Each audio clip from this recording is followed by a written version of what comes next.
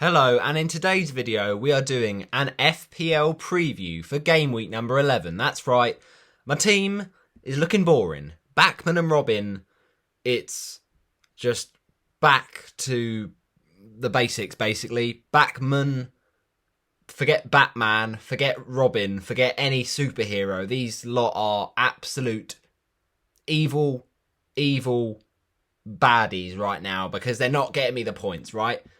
2 game weeks in a row, we've got red arrows. I mean, it's just not been a great season, let's be honest. Like, we started it so well.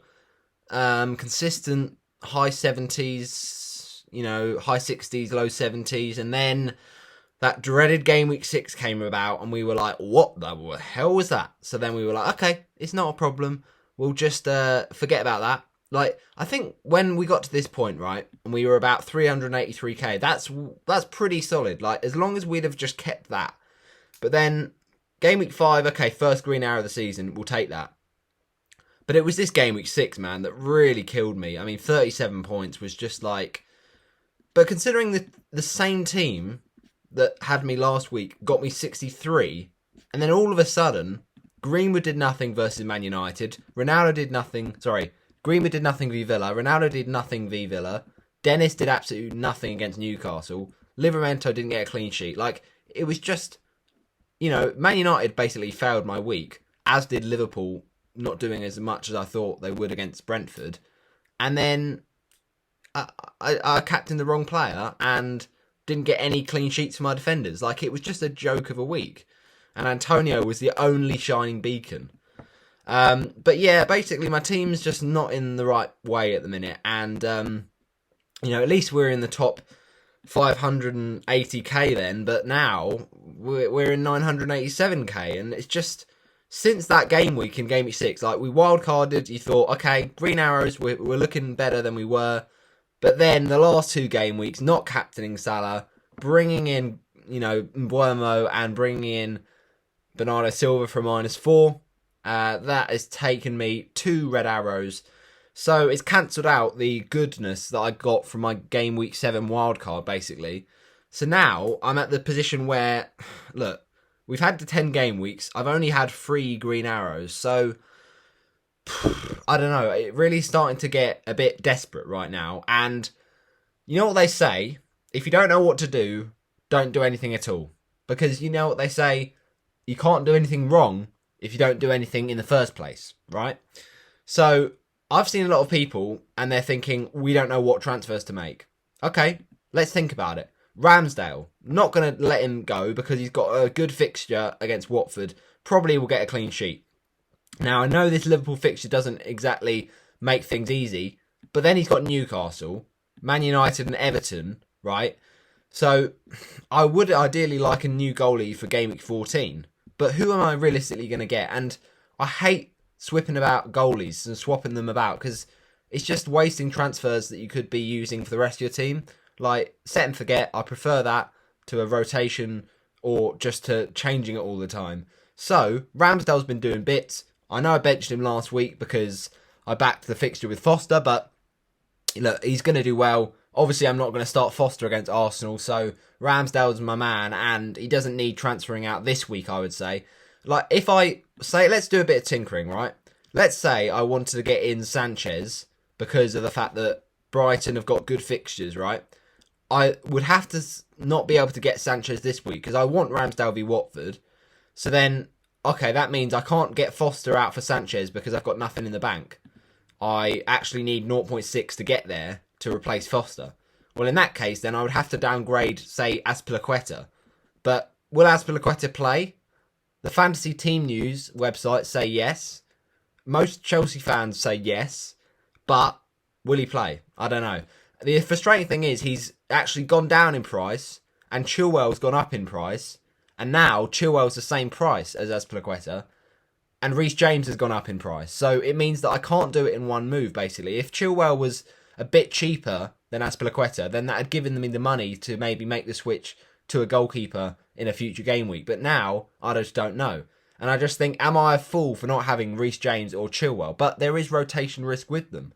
That's the problem. So, basically, it's about, do I have rotation goalkeepers, and do I get rid of Azpilicueta? That's my two questions to try and ponder over this week.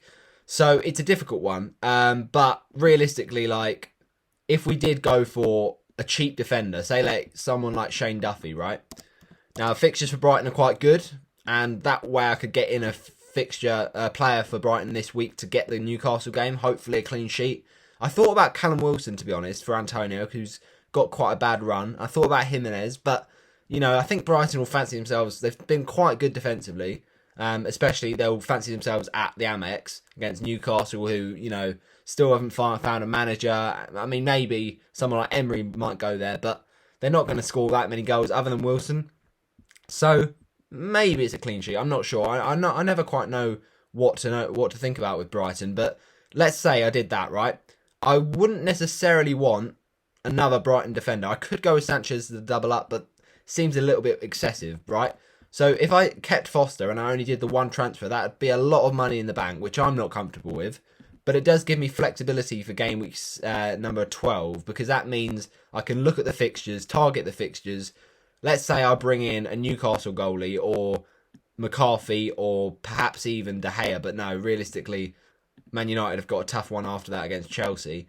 And I guess I could consider someone like Edison, but he's just so expensive. So I'd have to get a bit more money saved up. I just don't think premium goalkeepers are worth it these days. So Pope is also one that was in my thinking, and Burnley are one of those weird teams. They've got a good fixture against Palace on paper, but Palace are now really looking good. And then after that, they've got a game against a Tottenham match that is pretty tough when Conte could be making them play a good style by then.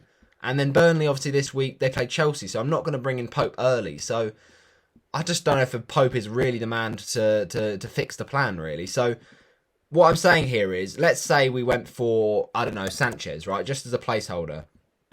That leaves us 1 million, but it means we've got Duffy and Livramento. That's a pretty weak defence. Like, I'd like, ideally, to have another Chelsea defender, because you think, like, you want to double up on one of these really good defences between Chelsea, City and Liverpool. And I've not doubled up yet, but I have doubled up in Brighton, which seems a bit like, oh, do I really trust that as much? So maybe I go for a Chelsea defender or like a Liverpool goalkeeper or something. I don't think I can get Alisson because he's 6 mil. But I could go for someone like, I'm not going to go with, I mean, realistically, it's between Pope and Sanchez, isn't it? Like, I'm not going to get anyone else. It's just a frustrating thing that there's no cheap top 6 goalies, because then I could double up and then I'd have Duffy for the fixture. But I do think, like, right now, the good tactic is big at the back, and that's what I've gone for. So, Azpilicueta to a Chilwell or to a Reece James doesn't save me a lot of money, and it is a sideways move. I know what you're going to say, it's a sideways move, why would you do it? But Chilwell and Chilwell and Reece James, right? They've been playing more recently than Azpilicueta, and although Azpilicueta played in the Champions League and Chilwell and James got a rest, which means they'll probably play, you'd argue that Azpilicueta still will likely come in this week. But is he a better FPL asset than Chilwell and James? Probably not. However, you've got to think, are there better transfers that I can make this week to put some fires out? Now, Douglas Luiz, he's not going anywhere. He's a bench fodder. I don't really care about him. Bernardo Silva I've only just brought in, and I know in hindsight he's not a great asset now, but I think he'll deliver hopefully later on. Like Man United, do I expect points there? Not necessarily, but he's done it before. I just think I might play him this week, see what he does, and then reevaluate that transfer later on. The same thing with Mboimo, just brought him in, so I'm not going to sell him. I'm going to give these front three a bit of time. I mean, I thought about selling Antonio, but I just think he always scores v Liverpool, and I know that West Ham are a bit up and down. They score 4 goals one week, they do not a lot the next week. Like, Antonio is so consistent when he gets on that purple patch, and although the purple patches are hard to find with him right now, he is still very good. And like, it's a difficult thing because I transferred him out in game week 5 to get in Bamford, and then I had to do the reversal in game week 6 because Bamford got injured after the Newcastle game. Basically, I haven't got as much value stored up in him as I would have liked. I did have him from the start of the season, but then obviously selling him meant I lost that value. So I've only got 0.2 currently in him, so it's not great really. I don't know. I think with Antonio, it's like you can go both ways. I think if you're going to sell him, you sell him this week, and then after that you keep him. But I just think like the fixtures, I could just easily keep him because the fixtures are so good game week 18 onwards. And like Arsenal, Chelsea, Man City, Liverpool, those are the tough ones. But he could easily score the Arsenal because, you know, Arsenal defence up and down. Ramsdale makes saves, but Arsenal defence is just a bit like, it's been suspect in the past. Chelsea, okay, fair enough, that's a tough one. Man City, you know, they did just concede 2 to Palace, but I mean, he scored v West Ham in the past. V Man City in the past, Antonio. Like, he knows how to do it, but it's just, on their day, would you back Antonio to do points there? Because, like, the worst thing would be to keep Antonio that week and then bench him v City. Because what will happen, inevitably, is he'll score. But is it worth getting rid of that much value of a player when he's playing and he's 8 million? And it's just like, he could punish you. Whereas if you sell him, then there's less punishment need to be made because you're not going to bench him. So that's my thinking, really. So for all of that, it is a very easy thing to just say, what do we do? So I don't know. I'm going to have to try and answer that in this video. But Ramsdale is not going anywhere because we've not been scoring goals. It's as simple as that. And Arsenal, they've not been getting loads of clean sheets, but he was amazing against Leicester. I'm so gutted that I missed out on those 10 points. But look, Foster was just the better pick in hindsight. But look, I just think he's going to get points this week. And let's just see if he does. Trent is an interesting one. Like, I thought about captaining him, but no, I can't really captain anyone other than Salah because Salah is the king. Like, Trent, he is looking good again, as always, but obviously the defence is a worry. Like, 2 goals, it's one game. Liverpool won't do that every week. West Ham are good, and Antonio is good, but I don't know. I think Trent can get attacking returns, so that's why he's my vice-captain. I just think he's the best, most nailed, most attacking defender I've got right now. And I've got Cancelo, I know. I'll talk about him and a bit of a benching dilemma. And I could get Reece James, who arguably is just as good as a captaincy this week as Salah. So then maybe if I got James in for someone like Azpilicueta, who is less nailed than Rudiger, then I could have James vice-captain or even captain. So I've got it on Trent for now, but I just think there's no one really better who I feel like is with the fixture, regardless of, you know, how I think they'll do. I mean, I think Tony surely delivers, but we said that be Burnley, and then look what happened. We said that for Mbeumo, look what happened. So I've got not much faith in everyone else, but Trent is just so consistent. So then Azpilicueta is a bit of a conundrum. Like, I just don't know if Tuchel will play him. Like, I think everyone says that there's a chance he plays. Of course there is. I think just as much chance as Thiago Silva playing, but he's not played recently, so why would Tuchel change it? And he has scored v Burnley in the past. That's what's kind of putting me in my doubts. I'm thinking like he could be an option. Like, if Reece James is nailed in and he's not gonna rest him, then that does weaken the attacking contribution of Azpilicueta. You got to remember as well, Lukaku and maybe Mason Mount as well, because he's got that illness from last week. But Lukaku and Werner are still out injured, so that means there's not a lot that Azpilicueta can pass to other than Havertz.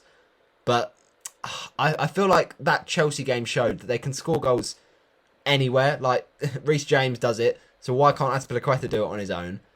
It's just, I'm really struggling with Dave, his nickname, of course, because it's just not clear, is he an asset worth keeping? I've seen a lot of people making that sideways move to from Aspie to Chilwell, but it's just like, is that a waste of a transfer? When we've got to remember, game week number 12 will come after an international break, so it's lovely if you have 2 free transfers, isn't it? So look, my team is in absolute ruins rank-wise. There's no doubting it. We need to get a green arrow. We need to get back up to 100k.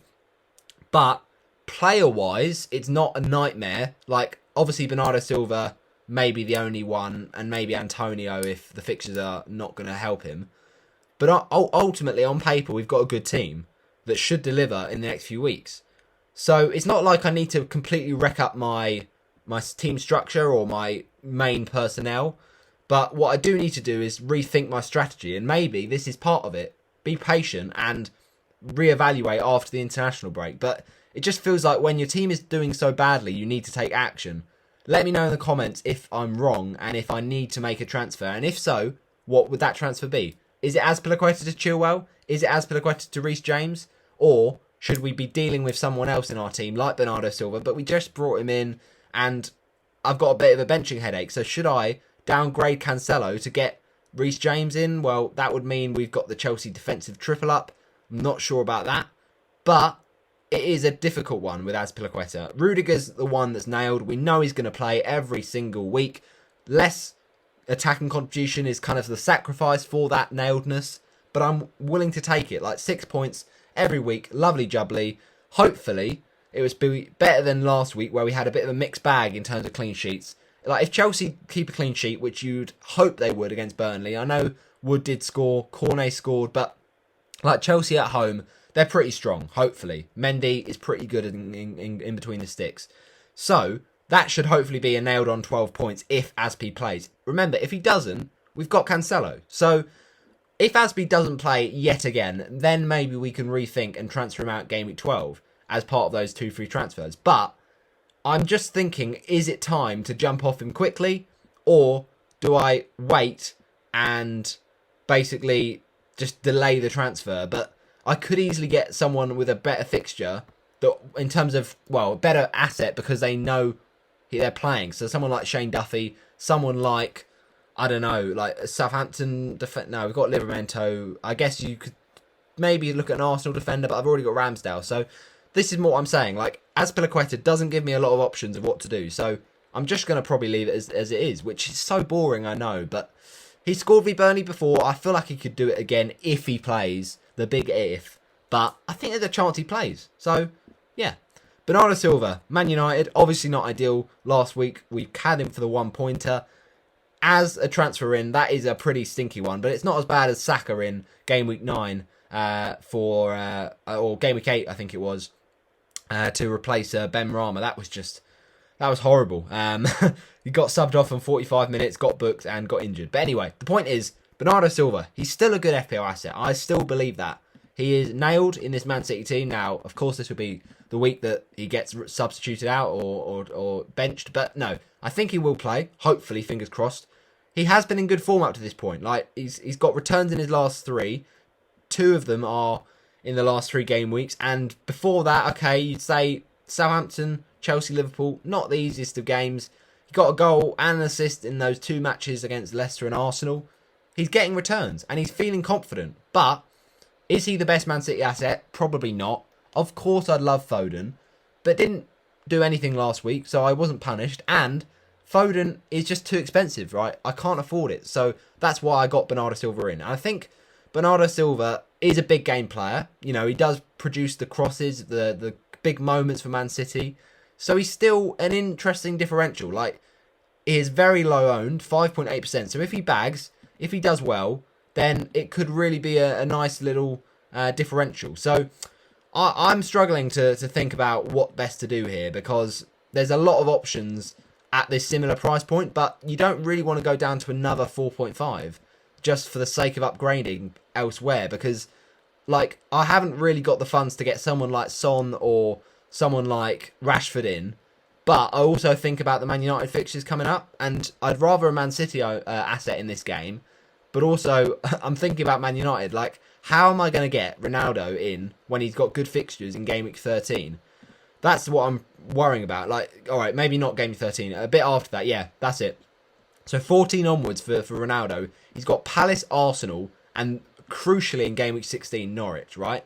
But then, the issue I've got is, game week 15, I'll want to have Kane for the Norwich game. But then they play Brighton. Could I keep Kane for that game? Easily.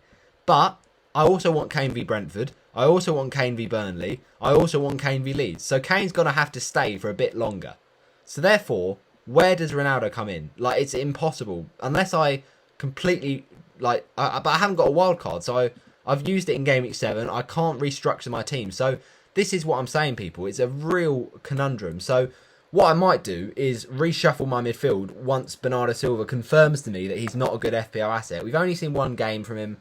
It was just a bit of a blip from Man City in general. Let's hope he's good. Salah, look, you got to captain him. Like, just don't even think about it.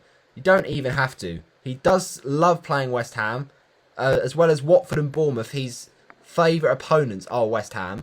He did get I think it was a hat-trick against West Ham last season. I might be wrong with that, or it might have been a brace. Let me just check for you people. But it was something similar like that. He is an absolute freak of nature. Like, he's just so good. I know he didn't get a goal last week, but he did still return. Mo Salah scored a second half double. Yeah, okay. Just the two then. Anyway, but the point is, like, he is still unbelievable. Like, he's so good. And I just think, why not? Rafinha, Leicester, look, that's not the best fixture. Like, I'll admit this. And that's why I have thought about Cancelo or Livramento over him. But, off the back of that goal against Norwich, that'll give him confidence. Leicester have been leaky. We've got to remember that. They weren't good against Arsenal. Even though they're a kind of team fighting up the top four, they are going to be a bit leaky. So, at home, you would back Rafinha to maybe do something. I think he's one of those set and forget 6.5 or 6.7 now, I think he is. You know, he's just a very good price. 6.6 actually, I think. So that's weird. He must have had a price drop recently. But anyway, the point is, good value, and still, he could do well in fixtures. Like, I know the Leeds fixtures aren't ideal, but he's their best attacking asset. Let's see how he goes. I think this is a bit of a test for Rafinha. What can he do against the so-called tougher teams, even if Leicester have a leaky defence? And then, obviously, Cancelo's a bit of an issue, but Man United probably will score. Ronaldo's in amazing form. Like, I know I said this with, you know, the Liverpool game. I thought that West Ham... I thought West Ham Spurs would be more high scoring. I thought Man United would be good against Liverpool. I thought that's why I wasn't going to captain Salah. But of course, Man United were awful, and Salah had a field day. So, could Man United be awful? Could Cancelo get a clean sheet and attack and return? Quite possibly, right? But we've got to remember, as Azpilicueta, if he doesn't play, Cancelo comes in, and you'd back the Burnley double-up clean sheet more than you would the Cancelo clean sheet, and you'd back a Bernardo Silva goal, in my opinion, against United more than the Cancelo clean sheet. I just think that game's going to be end-to-end. Like, Man United are going to go for it. They need to prove a point. I know that we said, like, after Liverpool, United could easily have been blown out the water by Man City. But, like, I still think United will probably score in that game. Like, maybe I'm deluded if I think that. But get it in the comments. But I know Cancelo's got attacking threat. That's what we miss out on. And he did get 12 points against Chelsea. So he can do that. But also, you got to think, he got 0 v Liverpool. So it's a very tough one with Cancelo. Like, I've got such good fixtures for my other attackers. I know Liverpool is not easy for Antonio, but he's Antonio. Like, he scores against anyone. So you'd probably play an attacker over a defender most weeks. But maybe with Cancelo, that's a bad exception. I just think... I was thinking about benching Bernardo and then playing Cancelo. But then you'd argue, right, that... I'm really struggling right now. I'm really struggling with the benching situation. Like, Livramento, obviously, on any given week, you want to play him. But this week, I just think my attackers are stronger. Like, I could bench Rafinha, but Leicester, is that really a bad fixture? And then Cancelo, I could easily bench Azpilicueta if I don't think he's an asset. But then that would mean I'd have to put Rafinha first sub if Azpilicueta doesn't play. Like, there's so much I could do here, and there's so much I could get right, and so much I could get wrong. So, I'm just going to back past goals. I know I'm a bit weird when I say that, but Bernardo Silva scored v Man United before. Like, he's always going to play. Cancelo, less chance of a defender scoring. He could get an assist, of course. Could whip in a cross, but I just think, like, you've got to back the Chelsea defence. And after Man City's defensive worries last week, are they going to be a bit up and down? Like, I know they're very good. They're one of the best defences in the league, and Palace just were brilliant. But will they be affected by that?